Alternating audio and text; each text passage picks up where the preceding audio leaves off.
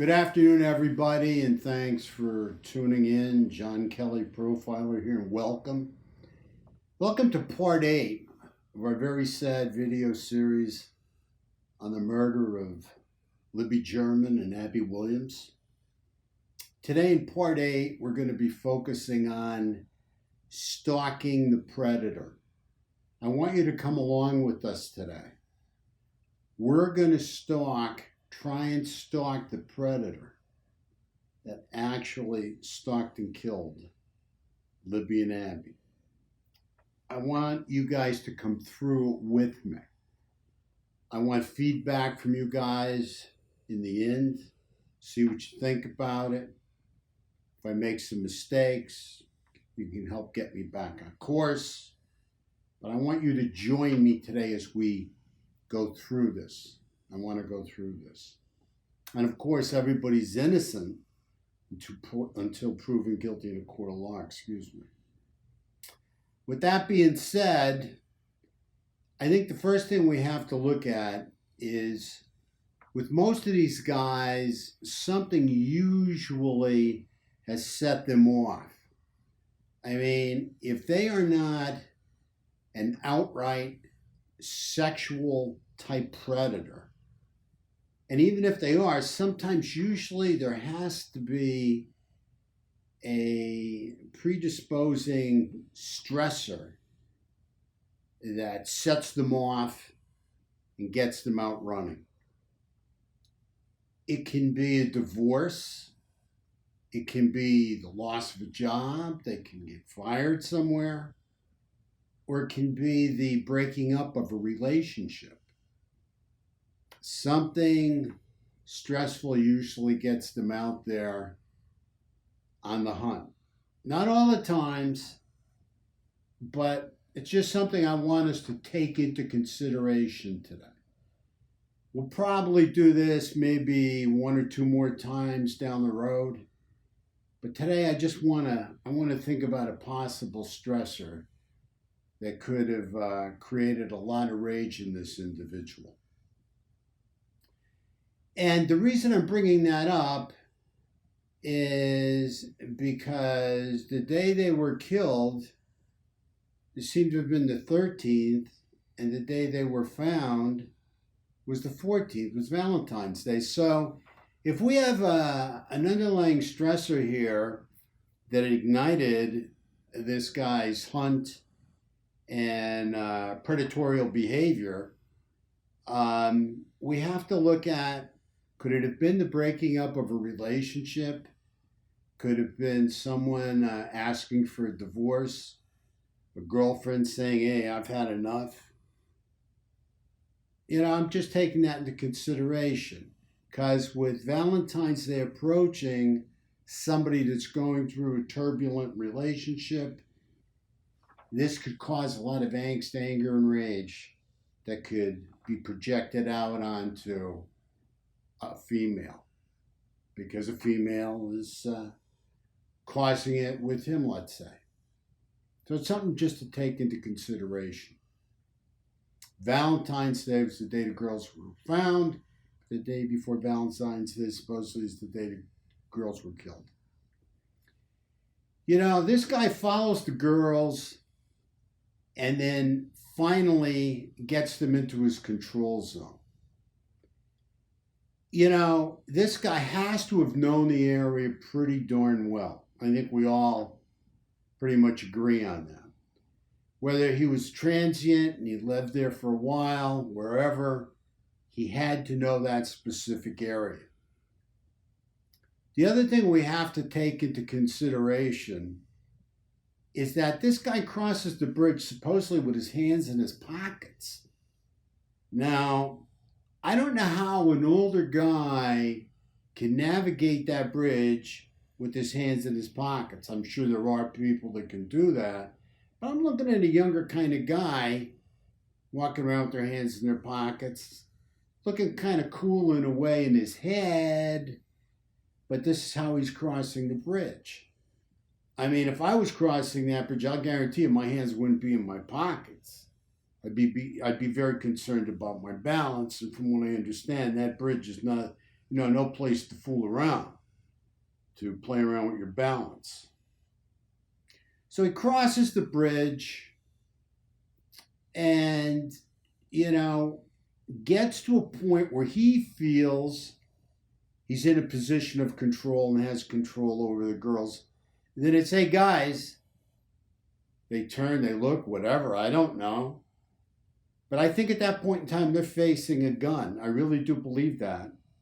And then it's down the hill. So he believes he's in a position of control. He has them confronted in the right place that he wanted to have them confronted in. Now he's showing them the gun. He's showing them a weapon. He's telling them down the hill. And I do believe it was a gun. So now down the hill they go. And I believe at some point, something happens where he loses some bit of control, piece of control, and he ends up killing the girls.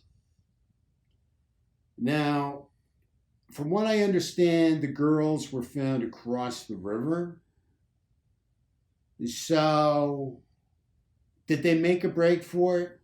Did they try to get away? I understand they were found at 2 different locations. As we know, we're not getting a lot from law enforcement here. Not exactly sure where they were found, how they were found. That's why a profile here is definitely out of the question at this time. But we can surmise that they probably, if they were found in 2 different locations, if that's true, they broke and ran at some point in time.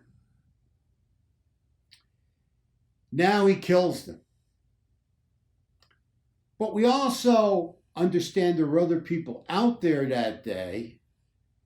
And if we believe he used a gun to keep them in control, to continually control them down the hill and take them to a place that he had selected, whether they got to that exact place or not, I'm not sure. I don't think they did. I think something happened somewhere in the meantime, and they knew, something was really going awry here, and they got an opportunity to maybe break. I don't know.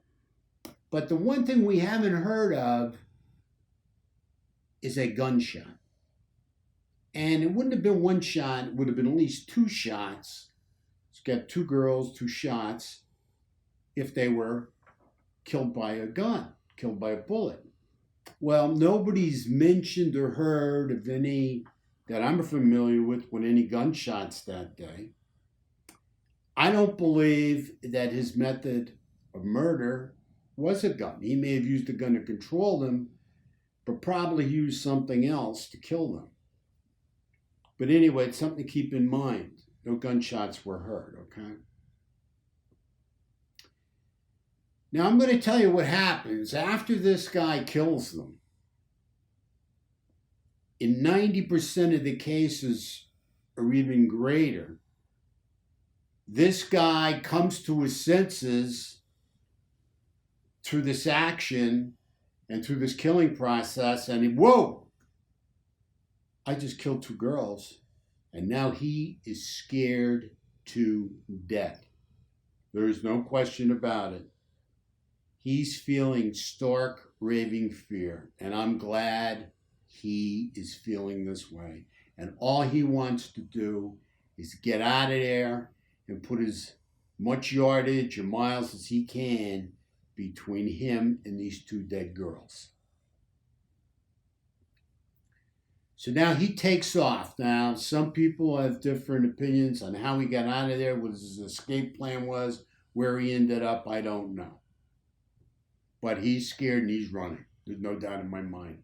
Where he went to again, only he knows, and law enforcement probably has a good idea. We're talking a lot about the cemetery. We'll see. Because he'll get caught eventually. And this is all going to come out. Law enforcement will get him. So anyway, now we have the next day after the girls are murdered. And as you know, the FBI put in their profile that this person could have canceled appointments for that day or the next day. It could have changed his appearance. I'm on board with changing his appearance. I'm really on board with that. The next day he might have done something with his appearance. One thing I will certainly think he did, I believe that he got rid of that blue jacket, and I believe he got rid of that hat. The blue jeans are not remarkable, okay? But as he's running, as he's leaving the scene, as he's trying to get out of there, he's wondering if somebody saw him, because there were other people out there that day, and obviously somebody did see him. Now, did they see him leaving with that blue jacket on or not? I don't know. But one thing for sure, I believe after he killed those girls and after he got out of that area or on his way out of that area, he disposed of that hat and that blue jacket because they were and are remarkable. They would be remembered.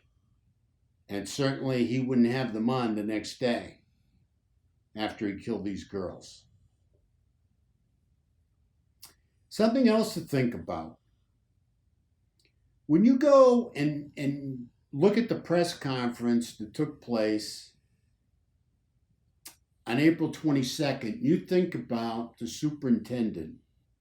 And the superintendent making a statement, which he's completely correct in, that these people follow the news all the time. They want to stay in control. They want to stay on top of everything. They want to know what law enforcement knows, because that way they can kind of gauge on how close law enforcement might be to coming across them or catching them.